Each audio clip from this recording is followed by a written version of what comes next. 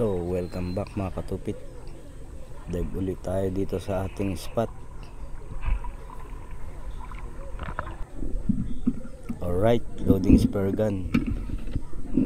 Medyo malabo ang tubig, pero sigurado ko sa ilalim niyan malinaw naman. Load muna tayo ng spear gun.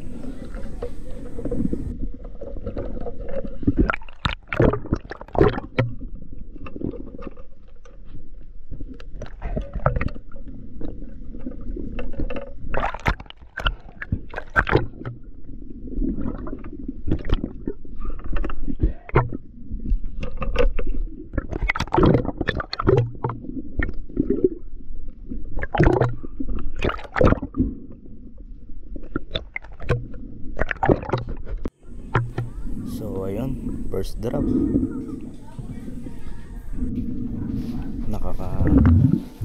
First drop tayo dito.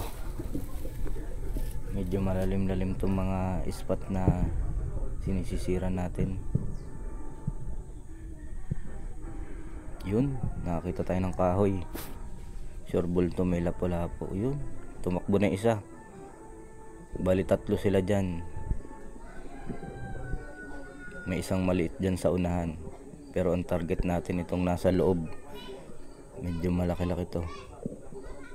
1 kilo mahigit to, 1 3/4 yung nandyan. Tingnan natin, malabo Yun, target lock sa pool. Secure muna natin sima. Yun, nakabuka. Alright, 1-0. Second drop natin. Mamaya secure muna natin tong isda pala.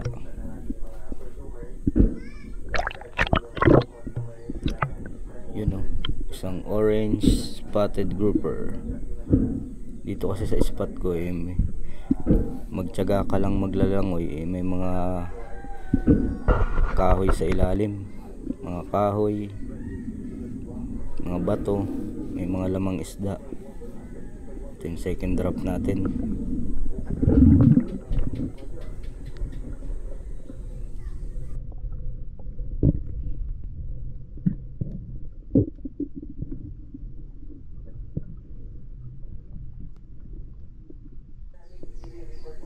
Yun, nakadali na naman tayo ng kahoy.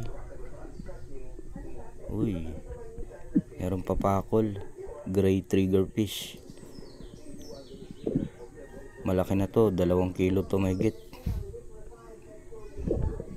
Medyo mailap, pero walang ilap-ilap sa akin. Yun, sa pool. Ayos, hindi ko na nabalikan yung kahoy na yan at malabo sa ibabaw. Hindi ko na uli natutukan. Sigurado may lapo-lapo dyan. Ugat ng mga pine tree.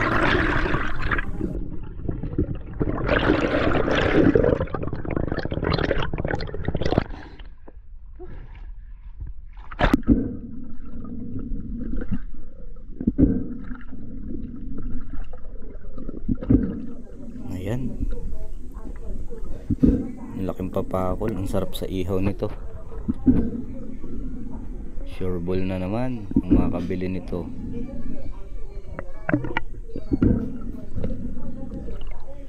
Hindi ko pinatay yan at para sariwa at medyo mahaba ang dive ko. Alright, third drop.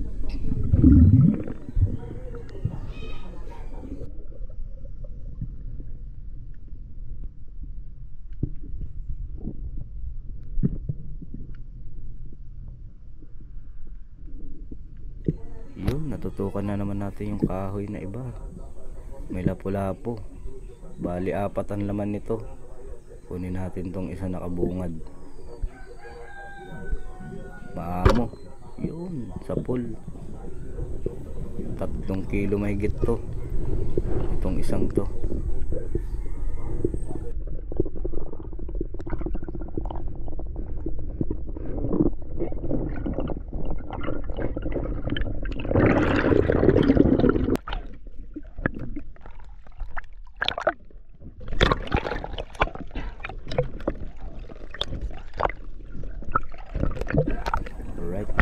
secure na natin sa ating lalagyan, galon.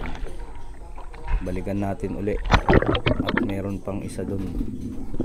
Kunin lang natin yung dalawa at yung dalawa maliliit pa, iwanan natin para lumaki pa.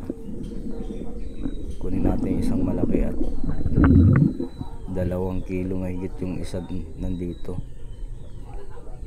kasama niya.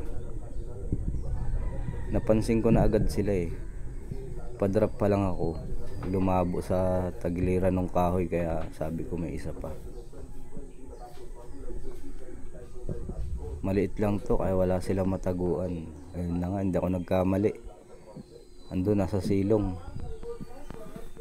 nagtatago. Buti na lang nakatago yung ulo. Yun, nilong shot ko na pero ayos naman, tinamaan pa rin. Secure natin sima bago natin batakin, nasa ilalim.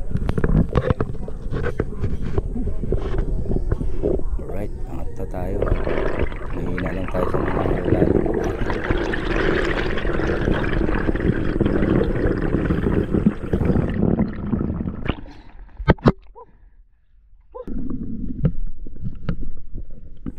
Alright, all goods na naman.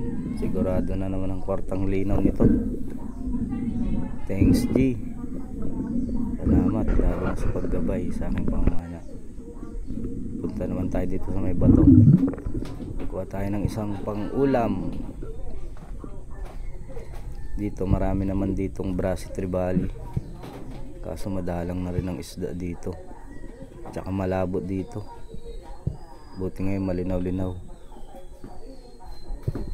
sakto pag drop natin. Yun, ang dami mga brasi, good size na rin to, sakto pang ulam. Kuha tayo ng isa.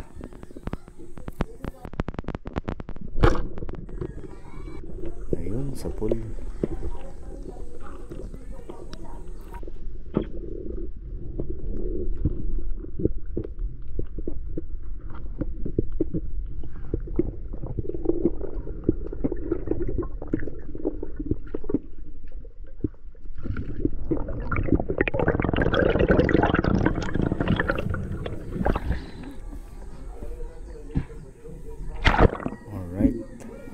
Balat lang pala yung tama nito, buti na lang hindi nakawala.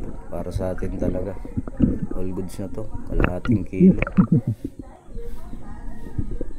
Ayan, uuwi na tayo at gutom na rin ako. 4 na oras na rin yung dive ko rito, kahanap ng mga kahoy sa ilalim. Nagpala naman.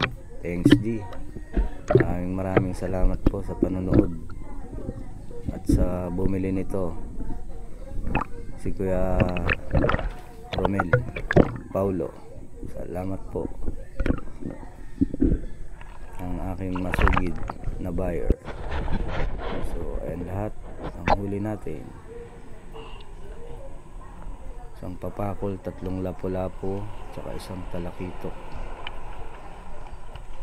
Alright, maraming salamat sa panonood. Tupit Sparrow.